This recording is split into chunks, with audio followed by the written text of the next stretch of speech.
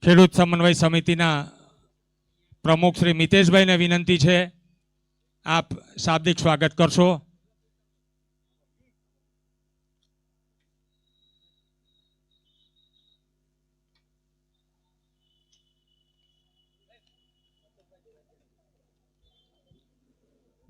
વંદે માતરમ. ભારત માતા કી જય. પરમ આદરણીય આપણા સૌના લોટ લાડીલા ખેડૂતના હિતેચ્છુ એવા ગુજરાત પ્રદેશના ભારતીય જનતા પાર્ટીના અધ્યક્ષ તથા નવસારી લોકસભાના સાંસદ શ્રી સી આર પાટીલ સાહેબ અને મંચસ્થ મહાનુભાવો તથા સહકારી મંડળીના પ્રતિનિધિઓ, સભ્યો તથા ભાજપ સંગઠનના હોદ્દેદારો, પત્રકાર મિત્રો, મીડિયા કર્મીઓ, આ આમંત્રણને માન આપી સ્નેહ મિલન સમારંભમાં પધારેલા સૌ ખેડૂત મિત્રો, ખેડૂતના હિતના રક્ષણ માટે સતત પડખે રહેનારા શ્રી સી આર પાટીલ સાહેબ કે જેમણે આપણને એક્સપ્રેસ હાઈવે બુલેટ ટ્રેન માટે સંપાદિત કરેલ જમીનનું ઐતિહાસિક વળતર અપાવી ખેડૂતોને લાભ અપાવ્યો છે તથા ભવિષ્ય પણ આવા પ્રશ્નો ખેડૂતોના હલ કરતા રહેશો એવી આશા સહું છું. શ્રી સી આર પાટીલ સાહેબનો આપ સૌ વતી હાર્દિક સ્વાગત કરું છું. અહીં સાથે ઉપસ્થિત સ્ટેજ પરના મહાનુભાવો તથા સ્નેહ મિલન સમારંભમાં ઉપસ્થિત સૌ ખેડૂત મિત્રો તથા અન્ય કરતાઓને હું હૃદયપૂર્વક આવકારું છું તથા હંમેશા સાથ સહકારની આશા રાખી મારી વાણીને નમ્ર વિરામ આપું છું. નમસ્તે. પ્રમુખશ્રીના શાબ્દિક સ્વાગત બાદ આવો આખા એ મંચનું સ્વાગત છે અને સૌ વતી આપણે આદરણીય શ્રી સી આર પાટીલ સાહેબને આવકારીએ. વિનંતી કરીશ મિતેશભાઈ નાયકને ગોલ્ડન બુકે આપવા માટે. પ્રવીણસિંહ અને રાજેન્દ્રસિંહને વિનંતી, આપ ફૂલ બુકે લઈ જશો. અને પ્રદીપસિંહ બારડને વિનંતી, કેતન પટેલ અને પ્રદીપસિંહને વિનંતી, આપ એમનું મેમેન્ટો આપીને સ્વાગત સન્માન કરીએ. આપણે સૌ આ ઘટનાને તાળીઓથી વધાવીએ.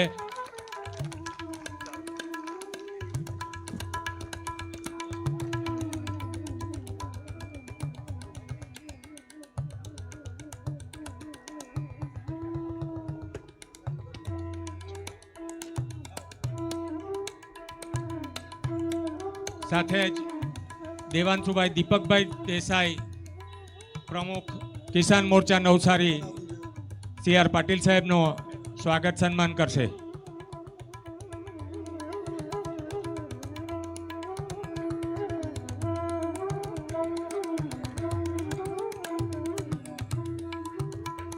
જે રીતે આઝાદીની ચળવળમાં પૂજ્ય મહાત્મા ગાંધીએ સત્યાગ્રહ શબ્દની ભેટ આપી, તે જ રીતે આ સમન્વય સમિતિએ જમીન સંપાદનમાં વ્યાજબી વળતર માટેના પ્રશ્નના ઉકેલ માટે સરકારશ્રી, લોકપ્રતિનિધિઓ અને અધિકારીઓ સાથે સમન્વયથી ઉકેલ લાવવા માટે સમન્વય શબ્દ આ નવસારી જિલ્લાએ ભેટ આપ્યો છે.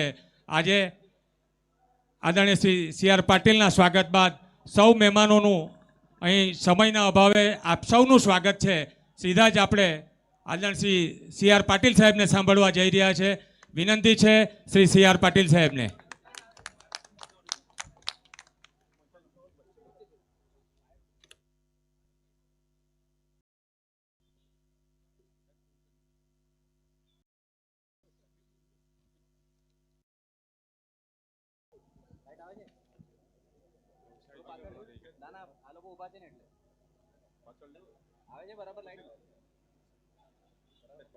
થઈ ગયું ભાઈ.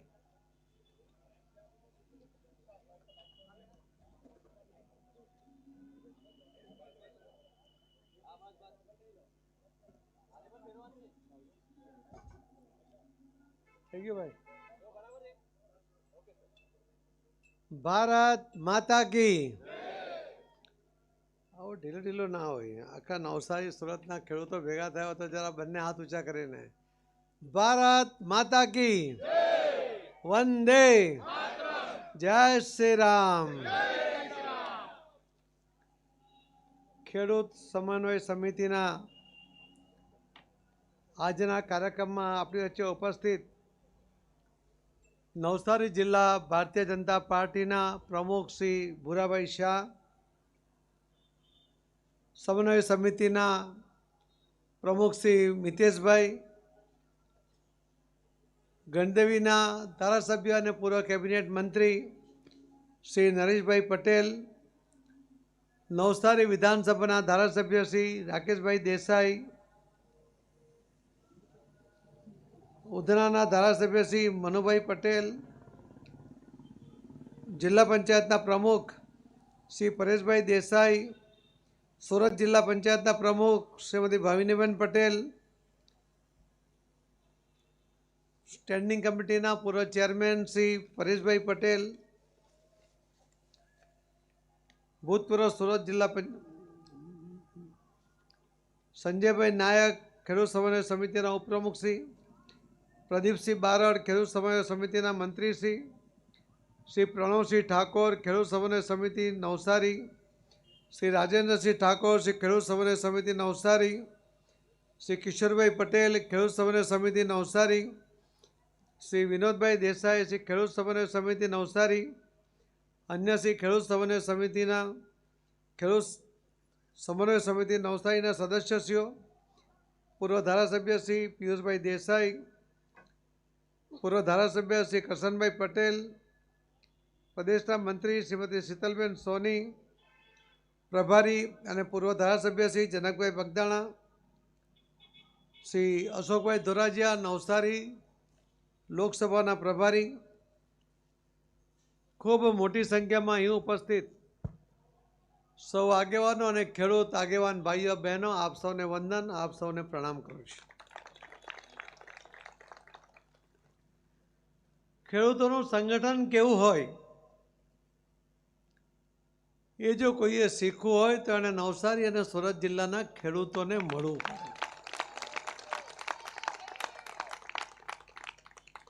પોતાની માંગણીઓ પૂર્ણ કરવા માટે મક્કમ, છતાં એમાં આંદોલનને બદલે સરકાર સાથે સમન્વય કરીને પોતાની માંગણીઓ રજૂ કરવી અને એના સારા પરિણામ મેળવવા, એ તો નવસારી અને સુરત જિલ્લાના ખેડૂતોએ આજે ઉદાહરણ અહીંયા પૂરું પાડ્યું છે. મને યાદ છે ત્યારે લગભગ જ્યારે જમીનો જવાની હતી ત્યારે વળતર પેટે ફક્ત 3 લાખ રૂપિયા વીંઘા એ મળવાની શક્યતાઓ હતી. ખેડૂતો નિરાશ હતા, ખેડૂતોનું હૃદય રડતું હતું, પરંતુ આદરણીય પ્રધાનમંત્રી શ્રી નરેન્દ્ર મોદી સાહેબે ખેડૂતોને પૂરતું વળતર મળવું જોઈએ એના જે નિયમો બનાવ્યા હતા, એ નિયમોના આધારે એમને વળતર મળે એવી એમની જે અપેક્ષા હતી, એમાં જે અડચણો આવતી હતી, અને ત્યારે આ ખેડૂત સમાજના અગ્રણીઓ મને મળ્યા. મેં સરકારમાં એમને સાથે રાખીને રજૂઆત કરી. મને ખૂબ આનંદ છે કે તમારી યોગ્ય માંગણી હોવાને કારણે આદરણીય પ્રધાનમંત્રી મોદી સાહેબે બનાવેલા નિયમોને કારણે લગભગ ખેડૂતોને 3 લાખને બદલે 1 કરોડ ને 3 લાખ જેવા વીંઘાએ પૈસા મળ્યા. સુખદ આશ્ચર્ય તો એ હતું કે જેની જમીન જતી નહોતી એ પણ કહેતા હતા કે અમારી બે લઈ લો. જેની જતી હતી ને થોડી થોડી બચતી હતી એમણે પણ કહ્યું કે અમારી આ બાકીની પણ લઈ લો. કે આવું વળતર માર્કેટ વેલ્યુ કરતાં પણ અનેક ગણું, એ પણ સીધા ચેકથી પૈસા જમા થાય, પછી એમાં કોઈ ટેક્સ ના લાગે, કોઈ બિલ્ડરને જમીન વેચો તો ખબર નહીં ક્યારે પૈસા આપશે, ટુકડે ટુકડે કરીને. એના બદલે એક જ ચેકથી પેમેન્ટ આવી જાય અને માર્કેટ વેલ્યુ જે ચાલતી હતી એના કરતાં ડબલથી વધારે પૈસા મળ્યા, એટલે ખેડૂતો સ્વાભાવિક એમાં ખુશ હોય. પણ એમનો અધિકાર હતો. કોઈ પણ ખેડૂતને ગમે તે ભાવે પણ જમીનના પૈસા મળતા હોય તો ભાઈ જમીન આપવા તૈયાર થતો નથી. એના મન આ જે ખેતર છે એ કોઈ ફક્ત માટી નથી, એની સાથે લાગણીથી જોડાયેલો છે.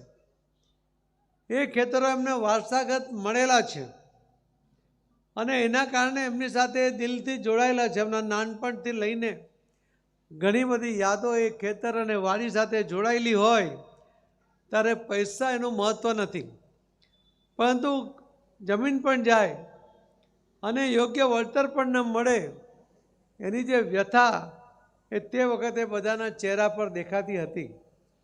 મને આનંદ છે કે તમારી માંગણીઓ, વ્યાજબી માંગણીઓને કારણે અને મોદી સાહેબ પ્રધાનમંત્રી બન્યા પછી એમણે જે નીતિ બનાવી હતી એના કારણે તમને અને વલસાડના ખેડૂતોને ખૂબ સારો ન્યાય મળ્યો, તમારો અધિકાર તમને અપાવી શક્યા.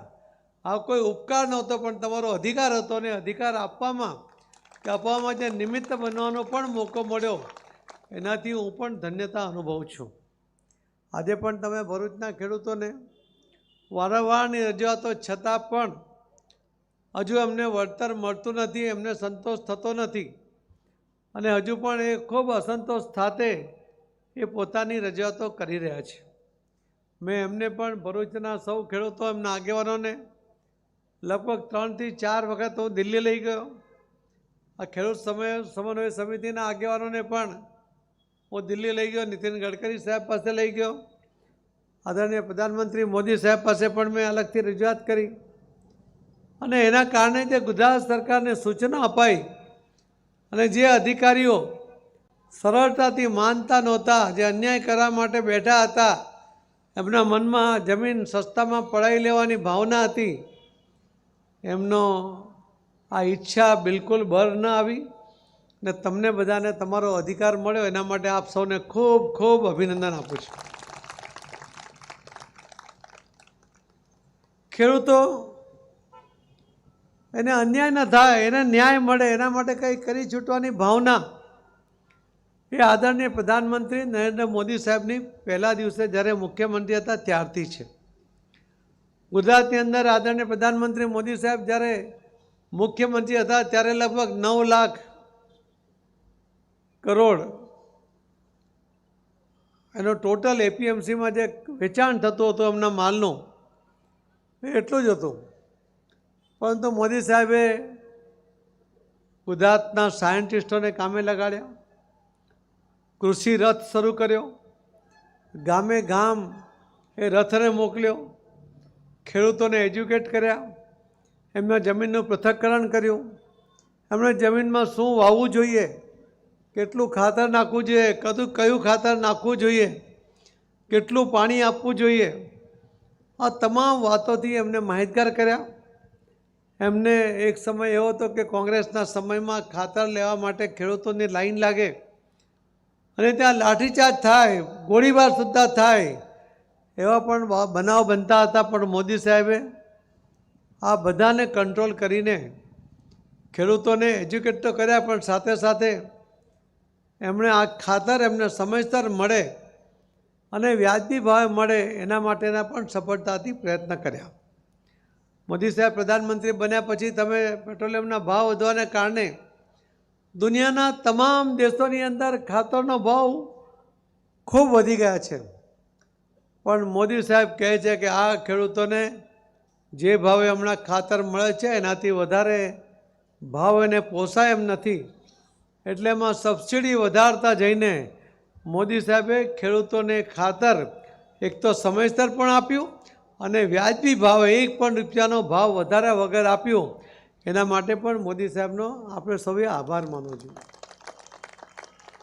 મોદી સાહેબના મનમાં જે ઈચ્છા છે કે ખેડૂત એ તો જગતનો તાજ છે, ખેડૂત એ તો અન્નદાતા છે, અને એને અન્યાય કેવી રીતે કરાય અને ખેડૂત લાચાર પણ ન હોવો જોઈએ, એ મોદી સાહેબની થિયરી રહી છે. મોદી સાહેબે જ્યારે એ જોયું કે નાના નાના ખેડૂતો પોતાની લાચારીને કારણે નાની નાની જરૂરિયાતને માટે નાયબ મામલતદાર જેવા સામાન્ય અધિકારીને પણ જ્યારે અરજી કરે, ત્યારે વિનવણી કરે, પોતાની લાચારી વ્યક્ત કરે અને મદદ માંગે, પરંતુ આ દિન સુધી કોઈ પણ સરકારોએ ખેડૂતો માટે, ખેડૂતને લાભ થાય એવી સીધી કોઈ યોજના બનાવી નહોતી. આ પહેલી યોજના જો કોઈએ બનાવી તો નરેન્દ્રભાઈ મોદી સાહેબે બનાવી, અને એમણે કહ્યું કે આ અન્નદાતા ક્યારેય લાચાર ન હોવો જોઈએ. અને એમણે જે નાના સીમાંત ખેડૂતો છે એમને જ્યારે રોપણી કરવાની છે, ખેતર તૈયાર કરવું છે ત્યારે 2000 રૂપિયા, જ્યારે એને બિયારણ લેવું છે, ખાતરની જરૂર છે ત્યારે 2000 રૂપિયા, જ્યારે એના ખેતરમાં માલ થયો છે અને કાપણી કરીને ઘરમાં લાવો છે ત્યારે મજૂરી સહિતના જે ખર્ચ છે એના માટે 2000 રૂપિયા, આમ દરેક ખેડૂતને એના ખાતામાં કોઈ પણ જાતની અરજી કર્યા વગર, કોઈ લાચારી પ્રગટ કર્યા વગર, કોઈ હાથ લંબાવ્યા વગર, કોઈ વચેટિયા વગર, કોઈ દલાલ વગર મોદી સાહેબ દિલ્હીથી ક્લિક કરે છે, એક સાથે 11,000 કરોડ ખેડૂતોના ખાતામાં આ સીધા પૈસા એ જમા થઈ જાય છે. 11 કરોડ ખેડૂતોના ખાતામાં દર વખતે 6,000 રૂપિયા આ જમા કરવાની યોજના ક્યારેય કોઈ સરકારે વિચાર્યું નથી. એ મોદી સાહેબે વિચાર્યું, અને એટલે જ મોદી સાહેબ કહે છે કે આ ખેડૂત જો અન્નદાતા હોય તો એ લાચાર સ્થાન હોય, એના કારણે તો આપણે પેટ ભરીએ છીએ, એ અનાજ પકવે છે એના કારણે તો આપણે આપણું પેટ ભરી શકીએ છીએ, આપણે તૃપ્તતા અનુભવીએ છીએ. અને ત્યારે ખેડૂતને એના પોષણક્ષમ ભાવ ન મળે, એને જે કરેલો ખર્ચ પણ એમાંથી ના નીકળે, એના કારણે એ મુશ્કેલીમાં મુકાય, ખેડૂત દેવાદાર થાય. એ મોદી સાહેબને મંજૂર નહોતું. એટલા માટે એમણે પોષણક્ષમ ભાવ પણ નક્કી કર્યા કે કેટલો ખર્ચ થાય છે એમાંને કેટલો નફો મળવો જોઈએ, અને એ રીતે એના ભાવ પણ બાંધી આપ્યા. અને મોદી સાહેબે સંકલ્પ પણ કર્યો છે કે આવનારા દિવસોમાં ખેડૂતોની આવક બમણી થાય, એના માટેના એ પ્રયત્ન કરી રહ્યા છે. ને આપણને સૌને વિશ્વાસ છે કે જ્યારે મોદી સાહેબે આ નિર્ણય કર્યો છે, આ જ્યારે સંકલ્પબદ્ધ થયા છે, ત્યારે ચોક્કસપણે હવે ખેડૂતોને અને પોષણક્ષમ ભાવ અને એમની ઇન્કમ જે આજે છે એના કરતાં ડબલ થાય, એમાં કોઈ શંકા મને દેખાતી નથી. કેમ કે મોદી છે તો મુમકિન છે. અને મોદી સાહેબે જે રીતે ખેડૂતોને સન્માન આપવાનો જે પ્રયત્ન કર્યો છે, એને લાચારીમાંથી બહાર કાઢ્યા છે, આવો પ્રયાસ ક્યારેય કોઈ સરકારે નથી કર્યો. એ મોદી સાહેબની સરકારે અને મોદી સાહેબે કર્યો છે. મોદી સાહેબે તો ખેડૂતો સહિત કેટલાય લોકો માટે, જેમણે મુખ્ય 4 લોકો માટે સંકલ્પ કર્યા, 4 સેક્ટર માટે. આપણને યાદ હશે કે 1984માં ઇન્દિરા ગાંધીની હત્યા પછી ગુજરાતના જે તે સમયના મુખ્યમંત્રી એમણે ખામ થિયરી અપનાવી, સમાજમાં ભાગલા પાડ્યા અને 149 સીટ જીત્યા. આ તો મોદી છે, એ સમાજના ભાગલા જરા ઈચ્છતા નથી. એ તો સબકા સાથ સબકા વિકાસની વાત કરે છે. અને એટલા માટે એમણે જો 2022ના ઇલેક્શનમાં પણ તમે જોયું છે કે તમારા સાથ અને સહકાર સાથે મોદી સાહેબની લોકપ્રિયતા સાથે આપણે 156 સીટ જીત્યા. એમાં ક્યાંય પણ મોદી સાહેબે કોઈ સમાજના ભાગલા નહીં થવા દીધા. પણ એમણે જે ત્યાર પછી કહ્યું કે આ દેશની અંદર 4 લોકોને અત્યંત મદદની આવશ્યકતા છે, સરકારની યોજનાઓનો લાભ એમને મળવો જોઈએ. એમાં એમણે પહેલું કામ કર્યું બહેનો માટે. મુખ્યમંત્રી હતા ત્યારે જ મોદી સાહેબે આ બહેનોને અધિકાર આપ્યો. તાલુકા પંચાયત, જિલ્લા પંચાયત, નગરપાલિકા, મહાનગરપાલિકા, આ દરેકમાં 50% રિઝર્વેશન આપ્યું. એના કારણે તમે જોયું હશે કે આજે ઘણા બધા મહાનગરમાં મેયર મહિલાઓ છે, જિલ્લા પંચાયતના પ્રમુખ મહિલાઓ છે, કારોબારીની ચેરમેન છે. એક જિલ્લા પંચાયતની પ્રમુખ તો ભાવિનીબેન તો અહીંયા બેઠા જ છે. તો આ રીતે બહેનોને અધિકાર આપ્યા. 50% સભ્ય તરીકે પણ બહેનો ત્યાં બેઠી છે. બહેનોના અધિકારની એ વાત કરે છે. ફક્ત અધિકાર નહીં આપ્યા, પણ મોદી સાહેબે બહેનોની ટેલેન્ટને ઓળખીને એમનો ઉપયોગ કર્યો. મોદી સાહેબે આ દેશની સીમાઓની સુરક્ષા કરવા માટેની જે જવાબદારી, એનું નેતૃત્વ, ફક્ત જવાબદારી નહીં, એનું નેતૃત્વ કરવા માટે જો કોઈએ તક આપી બહેનોને તો મોદી સાહેબે આપી. મોદી સાહેબે દુનિયાને બતાવ્યું કે ભારતની આ બહેનો ભારતના સીમાઓની સુરક્ષા કરવા માટે સક્ષમ છે, એને કોઈ હરાવી ના શકે. એમણે 26મી જાન્યુઆરીના પરેડની અંદર જે 12 પ્લાટૂન હતા એમાંથી 11 પ્લાટૂન બહેનોના હતા.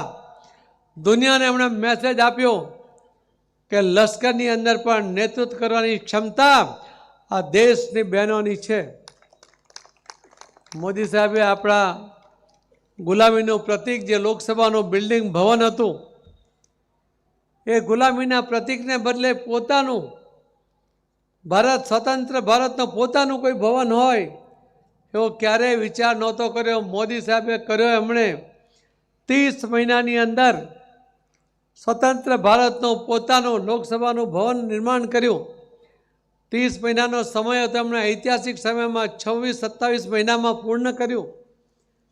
એ ઐતિહાસિક સમયમાં નિર્માણ પામેલા ઐતિહાસિક ભવનની અંદર પહેલો ઐતિહાસિક ઠરાવ કર્યો કે એમણે આ દેશની બહેનોને આ દેશના તમામ રાજ્યોમાં અને લોકસભાની અંદર 33% રિઝર્વેશન આપીને એમને અધિકાર આપતો ઠરાવ એ સર્વાનુમતે મંજૂર કર્યો. એમણે આ દેશના યુવાનો માટે પણ સંકલ્પબદ્ધ થયા. એમણે કહ્યું કે આ દેશનો યુવાન જેનામાં ટેલેન્ટ પડી છે, નોકરી શું કરવા શોધો જાય, એ સ્વાવલંબી બને, કંઈક પોતાનો બિઝનેસ કરે. પણ એ યુવાન પાસે પૈસા નથી, બેંક એને લોન આપતી નહોતી, ઘરમાં એની સ્થિતિ નહોતી, એ મુંજારો અનુભવતો હતો. મોદી સાહેબ એને મદદે આવ્યા. એમણે આ દેશના યુવાનો માટે બેંકોને કહ્યું કે આ ટેલેન્ટેડ યુવાનોને પોતે સ્વાવલંબી બનવું છે અને લોન આપો, અને લોન પણ વગર વ્યાજની આપો. બેંકોએ મોદી સાહેબને કહ્યું કે સાહેબ તમારા કહેવા મુજબ અમે આ યુવાનોને લોન પણ આપીશું, વગર વ્યાજની લોન પણ આપીશું, પણ એનો જામીન કોણ થાય? આ દિન સુધી આ દુનિયાના ઇતિહાસમાં, દેશના નહીં દુનિયાના ઇતિહાસમાં કોઈ પણ દેશના પ્રધાનમંત્રી કે રાષ્ટ્રપતિએ ક્યારેય પોતાના દેશના યુવાનો માટે ક્યારેય આવો વિચાર નથી કર્યો. એમણે બેંકોને કહ્યું મોદી સાહેબે કે આ દેશના યુવાન પ્રામાણિક છે, ટેલેન્ટેડ છે, મને એમનામાં પૂરો વિશ્વાસ છે, એમને તમે લોન આપો, હું નરેન્દ્ર મોદી એનો જામીન છું. આ દેશના પહેલા પ્રધાનમંત્રી કે જેમણે આ દેશના યુવાનો પર વિશ્વાસ કરીને એના પોતે જામીન થઈને એમને ટેલેન્ટને આગળ વધારવા માટે વગર વ્યાજની લોન એ પણ આ યુવાનોને અપાવી. એમણે આ દેશના ગરીબ એટલે કોણ? આદિવાસી ભાઈ બહેનો સ્વાભાવિક ગરીબ છે, દલિત ભાઈ બહેનો આજે પણ ગરીબ છે. એમના માટે પણ એમને કેટલાક અધિકાર આપ્યા છે, છતાં પણ હજુ એ ગરીબી રેખામાંથી બહાર આવતા નથી. એટલે એમણે ગરીબની એક અલગ વ્યાખ્યા કરી કે દલિત ભાઈ બહેન હોઈ શકે, આદિવાસી હોઈ શકે, કોઈ ઉજળિયાત હોઈ શકે.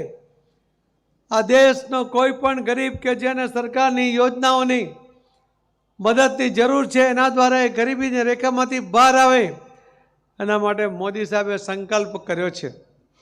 મોદી સાહેબે છેલ્લા 10 વર્ષની અંદર આ 140 કરોડની વસ્તીમાંથી 25 કરોડ લોકોને ગરીબી રેખામાંથી બહાર લાવ્યા છે. કોઈ સૂત્ર નહીં. ઇન્દિરા ગાંધીએ સૂત્ર આપ્યું હતું ગરીબી હટાવો. મોદી સાહેબે કોઈ પણ સૂત્ર આપ્યા વગર 25 કરોડ લોકોને ગરીબી રેખામાંથી બહાર લાવ્યા. આ કોઈ નરેન્દ્ર મોદીનો સર્વે રિપોર્ટ નથી, આ કોઈ ભારતીય જનતા પાર્ટીનો રિપોર્ટ નથી, પરંતુ યુનાઇટેડ નેશન દ્વારા દર વર્ષે આખા વિશ્વની અંદર દરેક દેશોનો જે સર્વે થાય છે એનો આ રિપોર્ટ છે કે જેમાં એમણે કહ્યું કે ભારતના પ્રધાનમંત્રી નરેન્દ્ર મોદી સાહેબે એમના 10 વર્ષના શાસનની અંદર 25 કરોડ ગરીબ લોકોને ગરીબી રેખામાંથી બહાર લાવ્યા છે. આ રિપોર્ટ આવ્યા પછી મોદી સાહેબે કહ્યું કે મારો સંકલ્પ ફક્ત 25 કરોડ લોકો માટે નથી, આ દેશનો કોઈ પણ ગરીબ, એના માટે હું યોજના બનાવીને એમને દરેકને ગરીબી રેખામાંથી બહાર લાવવા માટે હું સંકલ્પબદ્ધ છું. આવો એમણે સંકલ્પ કર્યો. ખેડૂતોના સંકલ્પની મેં તમને વાત કરી છે કે ખેડૂતોને લાચારીમાંથી બહાર લાવ્યા, ખેડૂતો માટે યોજના બનાવી. હજુ પણ યોજનાઓ દ્વારા ખેડૂતોને કંઈક મદદ મળે, સક્ષમ બને, એના માટે મોદી સાહેબ પ્રયત્ન કરી રહ્યા છે. આવા 4 સંકલ્પ, મહિલા, યુવા, ગરીબ અને ખેડૂત, આ 4 લોકો માટે સંકલ્પ કરીને મોદી સાહેબ કામ કરી રહ્યા છે. પણ ફક્ત આ સંકલ્પ સાથે નહીં, મોદી સાહેબે આ દેશ અને દુનિયાને બતાવ્યું છે કે સર્વાંગી વિકાસ શું હોઈ શકે, સર્વાંગી વિકાસની વ્યાખ્યા શું હોઈ શકે, અને એના ખૂબ બધા લાભ દક્ષિણ ગુજરાતમાં મળ્યા, ગુજરાતને મળ્યા, દેશને મળ્યા. પણ નવસારી કે જે ધીમે ધીમે એનો ગ્રોથ ધીમો પડતો ગયો હતો, બધાને ચિંતા થતી હતી, તે વખતે આ PM મિત્રા પાર્ક જે દહેજ જતો હતો, આપણે મોદી સાહેબને મળીને કહ્યું કે સાહેબ, સુરત અને નવસારીની વચ્ચે એક બ્રિજની જરૂર છે. અહીંયા અમારી પાસે સરકારી જગ્યા છે, તમે અહીંયા પાર્ક આપો. ટેક્સટાઇલ પાર્ક તો ગુજરાતમાં નવસારીમાં જ હોવો જોઈએ. એમણે PM મિત્રા પાર્ક અદ્યતન 7 પાર્ક મંજૂર કર્યા. એમાં સૌથી અદ્યતન પાર્ક એ નવસારીને બનવા જઈ રહ્યો છે. આજુબાજુના ગામના યુવાનો ગામમાંથી બાઇક પર આવે છે, સ્ટેશન પર આવે, ત્યાંથી વાપી જાય, વલસાડ જાય, સુરત જાય, સચિન જાય કામ માટે, સાંજે પાછા આવે, પાછા બાઇક લઈને ઘરે જાય. કેટલી બધી હાડમારી થાય. હવે નવસારી જિલ્લાના કોઈ યુવાનોને પોતાનું ગામ છોડીને અન્ય જગ્યાએ કામ પર નહીં જવું પડશે. અહીંયા લગભગ 60 થી 70 હજાર યુવાનોને નોકરી મળશે. આ શરૂઆતના આંકડા છે. ત્યાર પછી જે વધુ વિકાસ થશે તો વધુ મળશે. નવસારી હવે બીજા પણ જિલ્લામાંથી આવનારા યુવાનોને નોકરી આપશે, અને નવસારીના યુવાનો ઘર આંગણે હવે એમને કામ મળશે. આવા અદ્યતન પાર્કની અંદર ઓછી મહેનતમાં સારું કામ થાય, ક્વોલિટી વર્ક થાય, પ્રોડક્શન વધુ આવે, ક્વોલિટી પ્રોડક્શન આવે, એ પ્રકારના પાર્ક માટે મોદી સાહેબ હમણાં આવ્યા હતા ત્યારે એમણે આ પાર્કનું લોકાર્પણ કર્યું. સુરતથી લગભગ આમ તો જ્યારે બ્રિજ બનશે તો 20 મિનિટનો રસ્તો છે, પણ નવસારીથી નજીક મરોલી થઈને જઈએ તો એને પણ સીધી રીતે જોડવાનો પ્રયત્ન કર્યો. જ્યારે કાર્યક્રમનું આયોજન માટે અમે મોદી સાહેબને વિનંતી કરી કે સાહેબ તમે PM મિત્રા પાર્કમાં જ કાર્યક્રમ કરો, ત્યારે એમણે કહ્યું કે નવસારીમાં કેમ નહીં, સુરતમાં કેમ નહીં.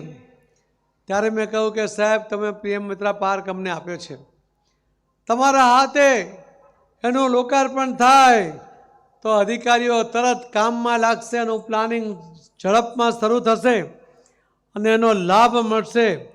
મોદી સાહેબે તરત એ વાત અને મંજૂર કરીને લગભગ 1.5 થી 2 લાખ લોકોની હાજરીની અંદર જ્યારે કાર્યક્રમ થયો ત્યારે મોદી સાહેબે કહ્યું કે સારું થયું આપણે નવસારી જવાને બદલે અહીંયા આવ્યા, આજે આટલા બધા લોકોને મારે મળવાનું થઈ ગયું, એમના દર્શનનો લાભ મને.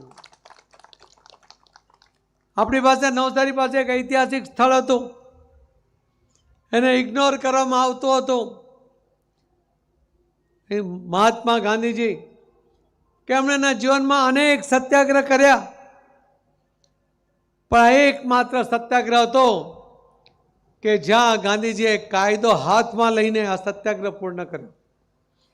દર વખતે ઉપવાસ કરે, આંદોલન કરે, પરંતુ જ્યારે કાયદો હાથમાં લેવાની વાત આવતી હોય ત્યારે ગાંધીજી અટકી જતા હતા કે ના, હું મારી લડત અહિંસક છે, મારી લડતની અંદર હું ક્યારેય કાયદાનું ઉલ્લંઘન નહીં કરું. પણ જ્યારે દાંડી આવ્યા ત્યારે એમણે હાથમાં મીઠું પકડીને કહ્યું કે હું અંગ્રેજોના કાયદાનો હું તોડી રહ્યો છું, અને કાયદાનું ઉલ્લંઘન પહેલી વાર કોઈ આંદોલનમાં એમણે કર્યું. એવો દાંડી એનો ઐતિહાસિક સ્થળ એ આપણા નવસારી જિલ્લામાં છે. એને વિકસાવવાનો વિચાર ક્યારે આવતો નહોતો. 2014માં આદરણીય પ્રધાનમંત્રી મોદી સાહેબ પ્રધાનમંત્રી બન્યા પછી મેં પહેલી પ્રપોઝલ કરી કે સાહેબ અમને દાંડીનો વિકાસ જોઈએ છે, એના કારણે પર્યટનમાં વૃદ્ધિ થશે, લોકો જોવા આવશે, અને આવું ઐતિહાસિક સ્થળ અમારી પાસે છે, ત્યારે એમાં તમારે મદદ કરવી જોઈએ. મોદી સાહેબે 150 કરોડ રૂપિયા એમાં ગ્રાન્ટ ફાળવી આપી. બોમ્બેના ડિઝાઇનર પાસે ડિઝાઇન બનાવી. અહીંયા પ્રેમભાઈ લાલવાણી બેઠા છે, એમને કોન્ટ્રાક્ટ મળ્યો, એમાં અમને લગભગ 15 કરોડ રૂપિયા લોસ થઈ, છતાં એમણે સમયસરે કામ પૂર્ણ કર્યું. રોજ લગભગ 5000 લોકો અને શનિ રવિમાં 25000 લોકો દાંડી જતા હતા, પરંતુ વચ્ચે એમાં વોટ આવી છે. આવા ઐતિહાસિક સ્થળને મહત્ત્વ આપવાની જવાબદારી આપણી છે. તમે શનિ રવિમાં કે રજાના દિવસે અથવા તમારા ત્યાં મહેમાન આવે ત્યારે એને કોઈ જગ્યા ફરવા લઈ જાઓ, ત્યારે પહેલું કામ એને દાંડી લઈ જવાનું કરો. એનો પ્રચાર અને પ્રસાર થશે.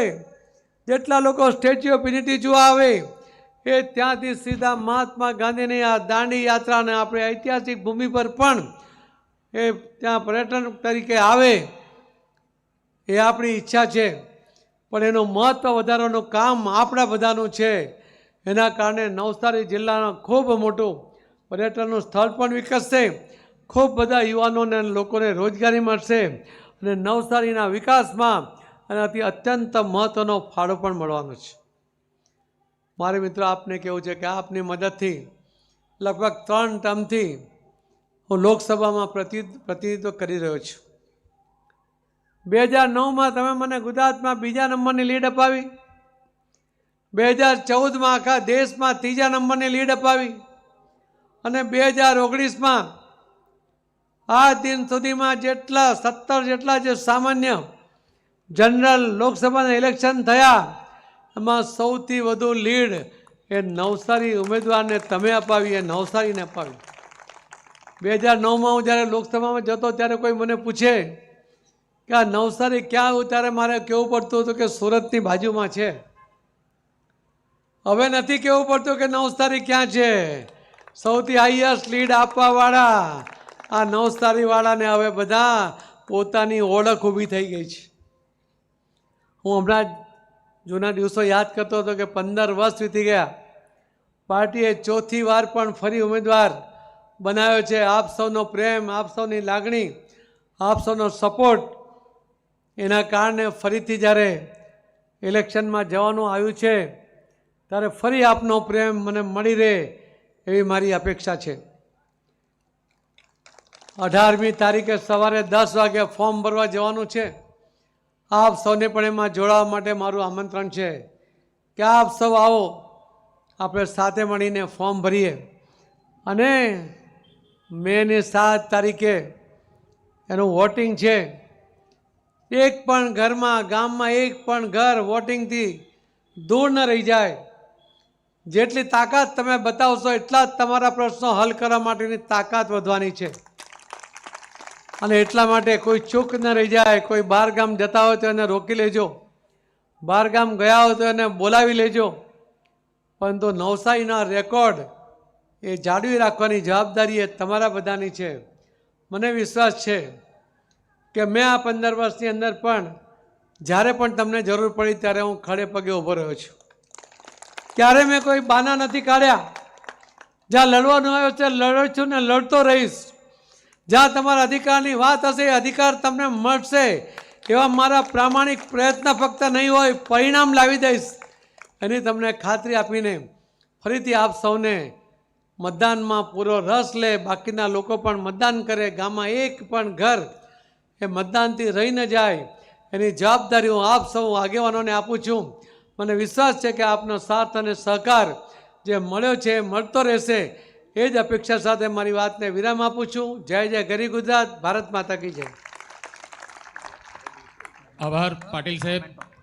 અને હવે સમન્વય સમિતિ આજના આ સ્નેહ મિલનની મધુર સ્મૃતિ કાયમ રહે એ આશયે એક સ્મૃતિ ભેટ અર્પણ કરવા જઈ રહ્યા છે.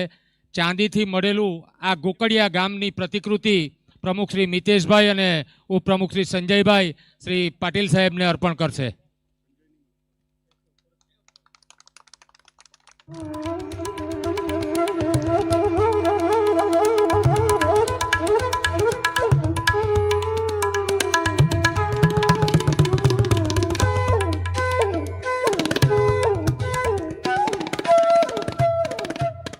આદરણીય શ્રી પાટીલ સાહેબ એમના વ્યસ્ત શેડ્યુલમાંથી સમય ફાળવી આપે ખેડૂત સમન્વય સમિતિનું ગૌરવ વધાર્યું છે. ત્યારે આપનો આભાર દર્શન કરવા માટે સમન્વય સમિતિના મંત્રી પ્રદીપસિંહ બારડને વિનંતી છે.